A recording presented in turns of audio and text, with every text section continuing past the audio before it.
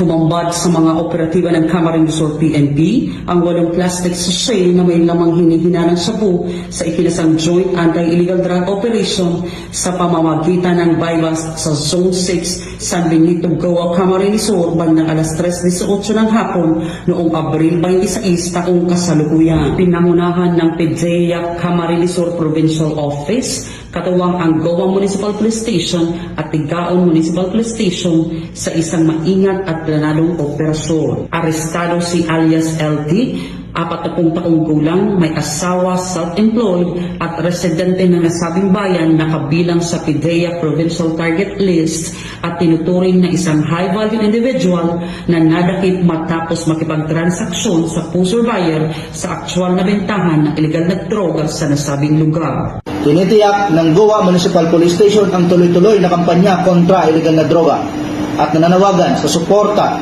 ng publiko para sa kapayapaan at kaligtasan. Binigyang pugay ni Police Colonel Virgilio O. Olalia Jr., Provincial Director ng Camarines Sur PPO, ang mga operatiba sa kanilang dedikasyon at husay sa operasyon. Aniya, ang matagumpay na operasyon ay patunay ng pinaigting na kampanya kontra illegal na droga at binigyang diin na walang sulok ng Camarines Sur ang hindi maaabot ng hustisya. Mula rito sa Camarines Sur Police Provincial Office, ako si Police Staff Sergeant Gerald A. Corporal, nag-uulat para sa Police News Network. At sa bagong PNP, para sa bagong Pilipinas, serbisyong mabilis, tapat at nararamdaman.